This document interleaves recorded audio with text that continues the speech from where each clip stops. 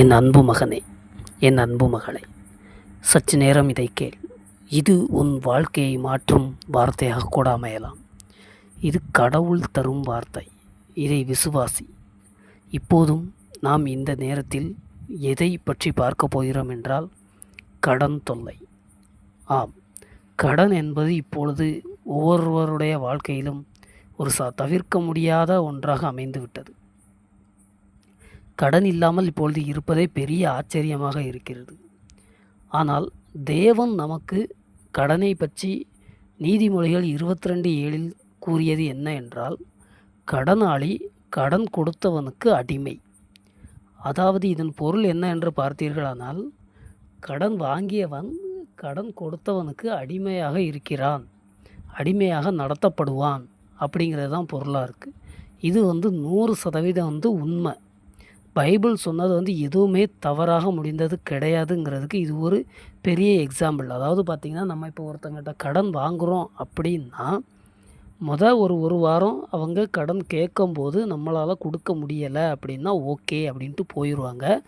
ஆனால் அடுத்து அப்படியே இது தொடர்ந்துச்சு அப்படின்னா அவங்க நம்மளை ரொம்ப கடினமாக நடத்த ஆரம்பிப்பாங்க.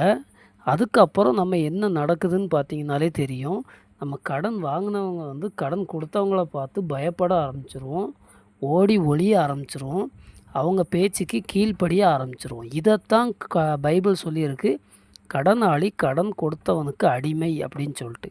அப்போ நம்ம கடன் வாங்காமல் இருக்கிறதுக்கு என்ன பண்ணணும் அப்படின்ட்டு நம்ம கிறிஸ்துவோட பார்வையில் பார்க்க போகிறோம். அதாவது கடன்கிறது இப்போ உள்ள காலத்தில் தவிர்க்க முடியாத ஒன்றாக இருக்கலாம்.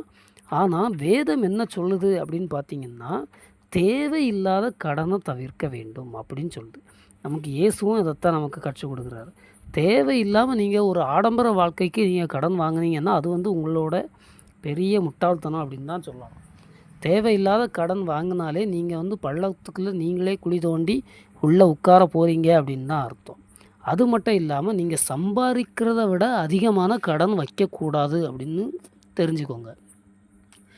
நீங்கள் ஒரு வேளை உங்களுக்கு 500 தான் ஒரு நாள் சம்பளம் அப்படின்னு பார்த்தீங்கன்னா, கடன் 200 இருந்துச்சுன்னா மட்டும்தான் நீங்கள் தப்பிக்க முடியும். ஏன்னா இப்போ உள்ள காலத்தில் குறைஞ்ச அமௌண்ட்டை வச்சு எதுவுமே செய்ய முடியாது. நிறைய ஹாஸ்பிட்டல் செலவுகள் அது இதுன்னு ஏகப்பட்ட வர்றதுனால நம்ம எந்த நேரம் எதை ஃபேஸ் பண்ணணும்னு தெரியாது. அதனால் நீங்கள் கடன் ஒரு வேளை உங்களால் முடியலை, தவிர்க்க முடியாத சூழ்நிலை கடன் வாங்கி தான் ஆகணும்னீங்கன்னா, உங்களால் எவ்வளோ சம்பாதிக்க முடியும், எதை எவ்வளோ நாளில் திருப்பி கொடுக்க முடியும் அப்படிங்கிற ஒரு கால்குலேஷன் வச்சு நீங்கள் கடன் வாங்கினீங்கன்னா நீங்கள் தப்பிக்கலாம். அடுத்தது பார்த்தீங்க அப்படின்னா, கடன் இருக்கும்போது நேர்மையாக அதை திருப்பி கொடுக்கணும். சில பேர் பார்த்தீங்கன்னா, கால் பண்ணால் எடுக்க மாட்டாங்க, ஓடி ஒளிவாங்க. அதாவது நீங்கள் ஃபஸ்ட்டு என்ன அப்படின்னு பார்த்தீங்கன்னா, கடன் வாங்குறீங்கன்னா நேர்மையாக இருங்க. தேவன் நமக்கு சொல்கிறதும் அதுதான். நீங்கள் உண்மையாக இருக்கிறீங்க அப்படின்னா உங்களுக்கான இடம் கண்டிப்பாக இருக்குது. நீங்கள் உண்மையாக இருக்கிறீங்க. ஒரு வேளை எனக்கு இப்போ அமௌண்ட் இல்லை, என்னால் இந்த வாரம் கொடுக்க முடியாது, அடுத்த வாரம்னா கர்த்தர் அவங்களோட கண்ணில் தயையை காமிப்பார் உங்கள் மேலே.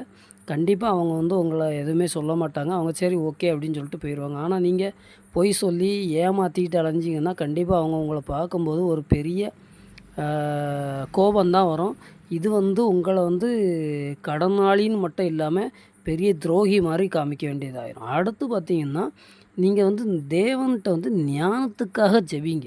எதுக்காக நான் இதை சொல்கிறேன் அப்படின்னு பார்த்தீங்கன்னா, கடன் இல்லாமல் வாழ்கிறதுக்கு ஞானத்தை கொடுங்க கடவுளே அப்படின்னு சொல்லிட்டு நம்ம கண்டிப்பாக ஒவ்வொரு நம்மளுடைய இரவு ஜெபத்துலேயும் இதை நம்ம வச்சே ஆகணும்.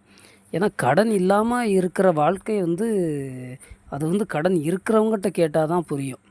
மிடில் கிளாஸில் உள்ளவங்க, இல்லை பெரிய பணக்காரங்களாக இருக்கட்டும், இல்லை ஏழைகளாக இருக்கட்டும், கடன் இல்லாத வாழ்க்கை எப்படி இருக்கும் அப்படின்னு சொல்லிட்டு கடன் வாங்கினவங்ககிட்ட கேட்டால் தான் புரியும். ஏன்னா கடன் வாங்கினவங்களால் தான் என்னென்ன தொல்லைகள் அனுபவிச்சிருக்கோம். அப்போ இது இல்லாமல் இருந்தால் நமக்கு நல்லாயிருக்கும் அப்படின்னு சொல்லிட்டு நினைப்பாங்க. அதனால் நீங்கள் தேவையில்லாத கடனை முதல்ல தவிர்த்துருங்க. அடுத்து உங்கள் செலவை சம்பளத்துக்கு உள்ளே வச்சுக்கோங்க. அடுத்து பார்த்திங்கன்னா, உங்களுக்கு கடன் தொல்லை இருந்துச்சுன்னா பரவாயில்ல, நேர்மையாக இருங்க.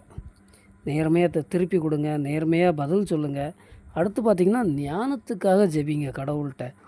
எனக்கு கடன் இல்லாமல் நான் என்னோடய ஃபேமிலியை ரன் பண்ணுறதுக்கு நீங்கள் தான் கிருபை தரணும் கடவுளே. இந்த இடத்துல எனக்கு இது தேவையா, இது தேவையில்லையா, எது அத்தியாவசியம், எது ஆடம்பரங்கிறத பிரித்து எனக்கு மைண்டில் கொண்டு வாங்க கடவுளேன்னு சொல்லி நீங்கள் டெய்லி ஜெபம் பண்ணுங்க.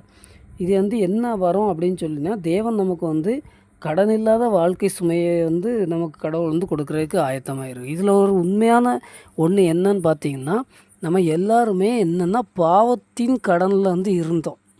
என்னென்னா நமக்கு வந்து கொலோசையர் 2:14 அவர் நம்முடைய குற்றங்களின் கடனை அளித்தார் அப்படின்னு சொல்லியிருக்காங்க. அதாவது இதுக்குள்ள மீனிங் என்ன அப்படின்னு பார்த்தீங்கன்னா, நம்ம வந்து பாவத்தின் கடனில் இருந்தோம். இயேசு நமக்காக சிலுவையில் அடிபட்டு மரித்து மருந்து 3ஆம் நாள் உயிர்த்தெழுந்தார். அது அவர் அந்த சிலுவையில் மரித்து நம்மளோட கடனை முழுசுவாகவே அவர் அடைச்சிட்டார். அதனால் நம்மளோட கடனை அடைக்கிறதுக்கு அவர் வல்லவராக இருக்கிறார். நாம் வந்து இயேசு தான் உண்மையான சுதந்திரம் நமக்கு கொடுப்பாரு அப்படிங்கிறத வந்து விசுவாசிக்கணும். அவர்கிட்ட வந்து முறை வைக்கணும், வேண்டுதல் வைக்கணும். அடுத்து பார்த்திங்கன்னா, பொருளாதார கடனில் இருந்து தேவன் நம்மளை வழிநடத்துவார் அப்படின்னு சொல்லிட்டு நம்பணும். நீங்கள் நம்பிக்கை இருந்தால், நம்பிக்கையோடு நடந்தால் தேவன் நம்மளுடைய தேவைகளை நிறைவேற்ற வல்லவராக இருக்கிறார். அதாவது இதோட ஃபைனல் என்ன அப்படின்னு பார்த்தீங்க அப்படின்னா, நம்ம வந்து கடனில் இல்லை, தேவனுடைய ஆசீர்வாதத்தில் வாழணும். கடன் வாங்கி நம்ம கஷ்டப்படாமல் நமக்கு கடவுள் கொடுக்குற ஆசீர்வாதத்தை வச்சு நம்ம ஃபுல்ஃபில்லாக வாழ கற்றுக்கிடணும். அடுத்து சுமையோடு அல்ல, சமாதானத்தோடு நடக்கணும். நம்ம சுமை அப்படிங்கிறது இதில் எதை சொல்கிறோம் அப்படின்னு பார்த்தீங்கன்னா, நம்ம வந்து ஒரு கடன் வந்து இருக்குது அப்படின்னா நம்ம பார்த்து ஓடி ஒழியும் போது நம்ம குழந்தைகளையும் நம்ம ஏமாற்ற வேண்டியிருக்கும், நம்ம குடும்பத்தையும் ஏமாற்ற வேண்டியிருக்கும். அப்படி எதையுமே ஏமாற்றாமல் ஓடி ஒழியாமல் சமாதானத்தோடு இருக்கணும். அடுத்து பார்த்திங்கன்னா, பயத்தோடு அல்ல, விசுவாசத்தோடு முன்னேறி போய்கிட்டே இருக்கணும். நீங்கள் வந்து ஒரு ஸ்டெப் வைக்க போகிறீங்கன்னா, கடனாளியாக இருக்கிறீங்கன்னா, ஐயோ இன்றைக்கி நமக்கு கடனை கேட்டுருவாங்களோ அப்படிங்கிற ஒரு பயம் இருக்கும். ஆனால் கடன் இல்லாமல் இருந்தீங்கன்னா விசுவாசத்தோடு முன்னேறி போய்கிட்டே இருக்கலாம்.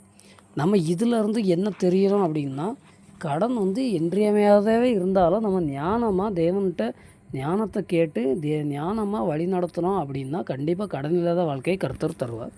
இந்த செய்தி உங்களுக்கு ஆசீர்வாதமாக இருக்குதுன்னு நினச்சிங்கன்னா இதுக்கு ஒரு லைக் பண்ணுங்கள், உங்கள் ஃப்ரெண்ட்ஸுக்கு ஷேர் பண்ணுங்கள். ஆமென்.